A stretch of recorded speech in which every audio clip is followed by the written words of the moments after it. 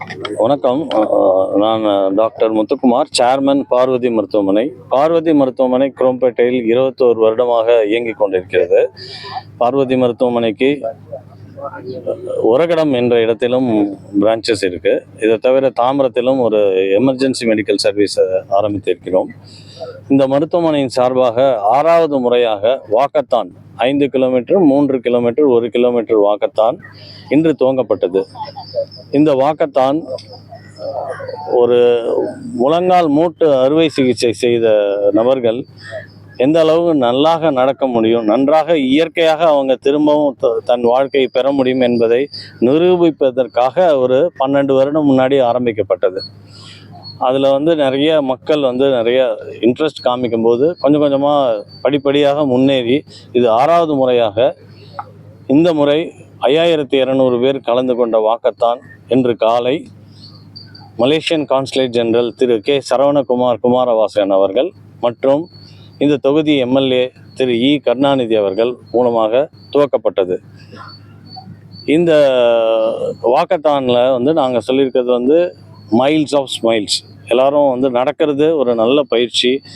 மிகவும் சந்தோஷமாக இருக்க வேண்டியதும் நமக்கு வாழ்க்கை தரத்தை அதிகப்படுத்துவதற்கான ஒரு முயற்சி. ஸோ மைல்ஸ் ஆஃப் ஸ்மைல்ஸ் என்ற பெயரில் ஆரம்பித்திருக்கிறோம். உடல் நல்லபடியாக ஆரோக்கியத்தை பார்த்து கொள்ள 2 விஷயங்கள். ஒன்று, உணவு பழக்கம். 70% நல்ல உணவு பழக்கம். அதுதான் 70%. வெறுமன நடைப்பயிற்சியோ பயிற்சி மட்டும் பண்ணால் பத்தாது.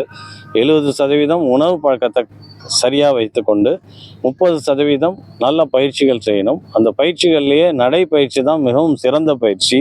அதனால் நடைப்பயிற்சியை இந்த குடும்பங்களுக்கு சென்று அடைவதற்காக இன்று காலை 6 மணிக்கு நாங்கள் துவங்கினோம். இன்றைக்கு 5000 பேர் இந்த பகுதியில் நடந்தாங்க. அதே மாதிரி தினமும் அவர்கள் காலை நடக்க வேண்டும், அந்த பழக்கம் வர வேண்டும் என்ற சமுதாய நோக்கத்தோடு பார்வதி மருத்துவமனை மூலமாக இதை செய்திருக்கிறோம். பொதுவாக நல்ல உணவு பழக்கம்னா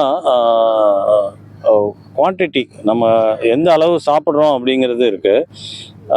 அந்த குவான்டிட்டிங்கிறதுல அளவை பார்க்காதீங்க, கேலரிஸ் அப்படின்னு சொல்லுவாங்க. ஒவ்வொரு உணவுலையும் எவ்வளோ கேலரி வருதுங்கிறத நம்ம ஓரளவுக்கு அந்த நாலேஜை தெரிஞ்சுக்கணும். ஒரு எக்ஸாம்பிள் சொல்லணும்னா, ஒரு கைப்பிடி அளவுக்கு முந்திரி பருப்பு நெய்யில் வறுத்து சாப்பிட்டிங்கன்னா குவான்டிட்டி கம்மி, ஆனால் கேலரி கூட.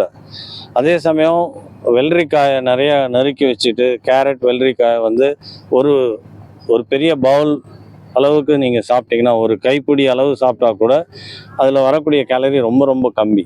ஸோ உணவு பழக்கத்தில் கேலரி கான்ஷியஸாக நம்ம பண்ணணும்.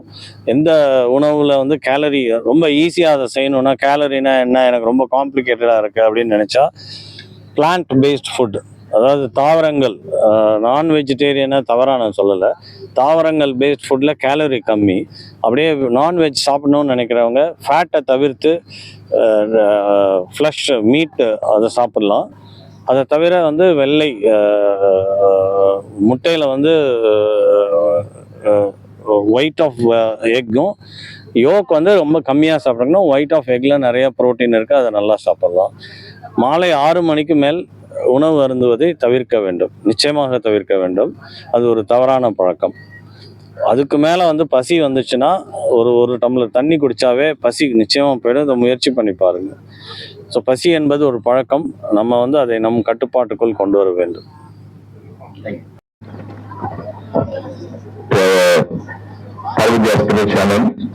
The distinguished medical profession service, orthopedic surgeon, distinguished orthopedic. I was talking to sir, who is now is honored to be with you, sir, today, and also to Madam.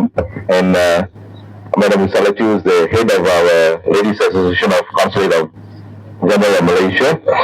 I mean, it's very interesting that I was able to come back from Mysore yesterday and attend this event this morning.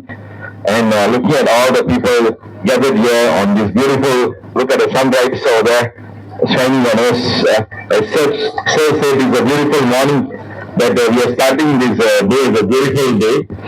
And I'd like to also facilitate, congratulate sir for the last 6 years with the novel idea of engaging, introducing something, a healthy activity by connecting to the medical profession and the medical field needs So it's very interesting that this 6th-year program is taking place so successfully. And I like to congratulate them that keep doing this activity for the society, well-being of the society, continuously for a long time to come. And for that, I like to bless her with a long life and prosperity to so this kind of activities so can do more for society and keep the society in a very healthy way of life. Thank you to sir for inviting me and hope you all will enjoy this walkathon today. Thank you.